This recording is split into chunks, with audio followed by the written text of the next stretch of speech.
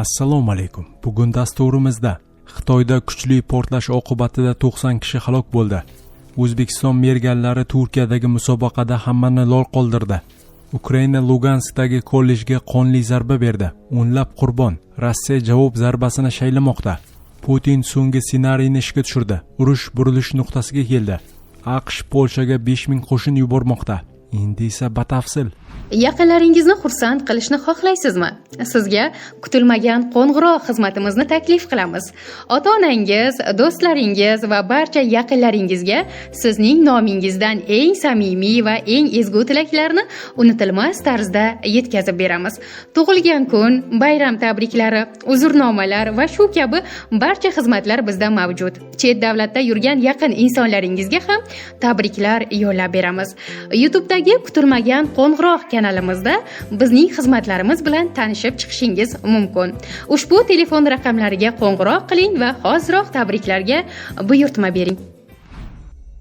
Xitoyda kuchli portlash oqibatida 90 kishi halok bo'ldi. Xitoy shimolidagi Shansi provinsiyasidagi ko'mir konida gaz portlashi oqibatida kamida 90 kishi halok bo'ldi. Bu haqda mahalliy favqulodda vaziyatlar boshqarmasiga tayanib SSTV xabar bermoqda. Baxtsiz hodisa 22-may kuni soat 19:29 da mamlakat shimolidagi Liu-Shenyu ko'mir konida yuz bergan. Voqea sodir bo'lgan vaqtda smenada 247 nafar ishchi bo'lgan. Tongga yaqin qutqaruvchilar 201 kishini yer ostidan olib chiqishdi. Qidiruv-qutqaruv ishlari davom etmoqda, deyiladi xabarda. Xinhua agentligining xabar berishicha, Xitoy Xalq Respublikasi raisi Si Zinpin konda qolayotganlarni qutqarish uchun barcha choralarni ko'rishga chaqirgan. U hodisani tergov qilishni va aybdorlarni javobgarlikka tortishni talab qilgan. Shansi Xitoyning asosiy ko'mir qazib olish markazi hisoblanadi. Hudud mahalliy tog' kon sanoat xavfsizlik darajasining pastligi bilan tanilgan. So'nggi yillarda ushbu provinsiyada shunga o'xshash minglab baxtsiz hodisalar sodir bo'lgan. May oyi boshida Xitoyning Liuyang shahridagi Huasheng Fireworks pirotexnika zavodida yuz bergan portlash oqibatida 26 kishi halok bo'lgandi. 61 kishi jarohatlanganda. Portlash sababli zavoddan 3 kilometr radiusda yashovchi odamlar evakuatsiya qilingan. Qutqaruv ishlariga 1,5 mingdan ortiq favqulodda xizmat xodimlari, xizmat itlari, dronlar va robotlar jalb etilgan. Ular vayronalar ostida qolib ketgan 7 kishini qutqargandi. O'zbekiston merganlari Turkiyadagi musobaqada hammani lol qoldirdi. Turkiyada 10-21 may kunlari 6-xalqaro eng ilg'or merganlar jamoasi musobaqasi bo'lib o'tdi. Unda 13 ta davlatdan 24 ta jamoa qatnashdi. Nufuzli bellashuvda O'zbekiston Mudofaa vazirligi merganlar jamoasi faxrli birinchi o'rinni egallab, oltin medalni qo'lga kiritdi. Musobaqa Turkiyaning Isparta shahridagi Komandos tog' o'quv mashqlar markazida tashkil etildi. Unda O'zbekiston bilan birga Turkiya, Turkmaniston, Pokiston, Ozarbayjon, Italiya, Gruziya, Ispaniya, Jazoir va boshqa davlatlar harbiy jamoalari ishtirok etdi. Harbiylar murakkabligi yuqori bo'lgan 8 ta shart bo'yicha o'zaro bahslashdi.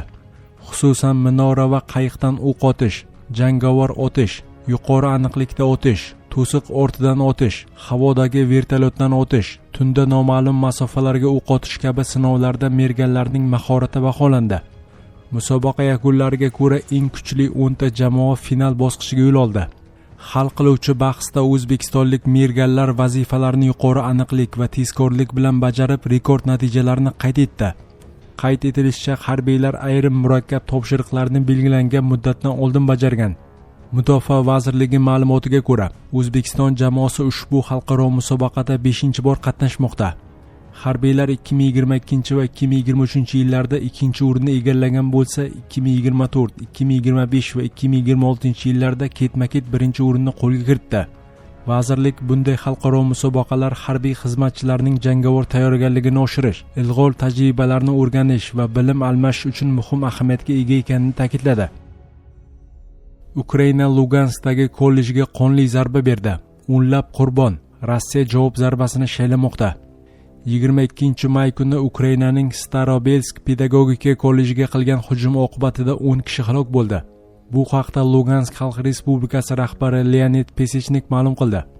Qutqaruvchilar butun tun davomida Starobelskda vayronalarni tozalash ishlarini olib bordi. Afsuski, umidlar oqlanmadi. Qurbonlar soni 10 nafarga yetdi, deb yozgan u. Sog'liqni saqlash tizimi ma'lumotlariga ko'ra, Hozirda 10 nafar yarador shifoxonada davolanmoqda. Ularning 5 nafari og'ir ahvolda. Yana 32 nafar yaradorga ambulator yordam ko'rsatilgan. Shuningdek, bedarak yo'qolgan 11 nafar shaxsni qidirish ishlari davom etmoqda. Rossiya tarafi ma'lumotlariga ko'ra, 22 mayga o'tar kechasi Ukraina dronlari kollej yotoqxonasiga zarba bergan. O'sha vaqtda binoda 14 yoshdan 18 yoshgacha bo'lgan 86 nafar o'quvchi bo'lgan.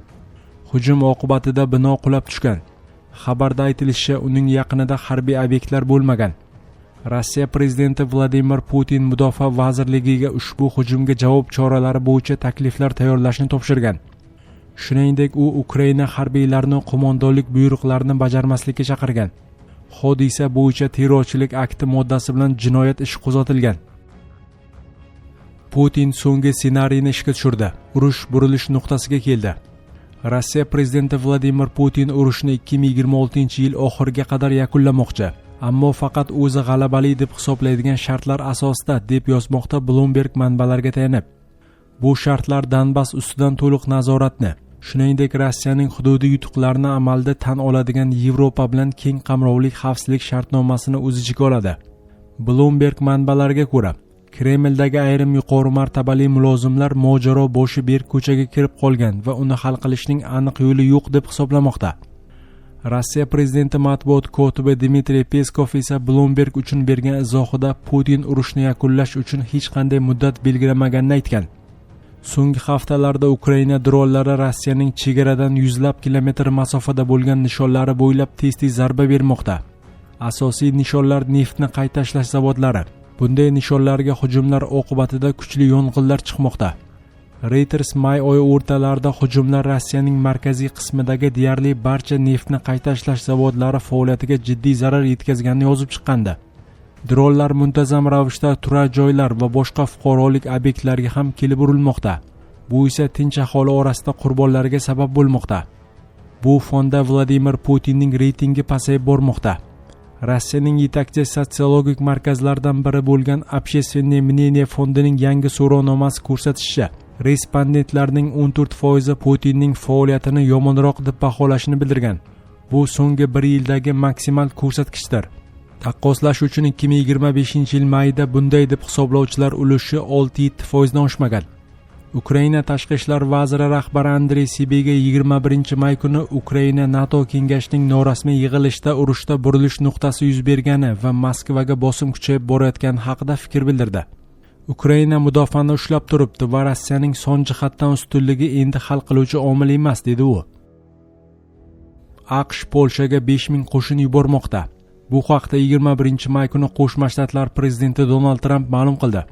Trumpga ko'ra, bu qaror uning Polsha prezidenti Karol Nawrotskiy bilan munosabatlariga asoslangan.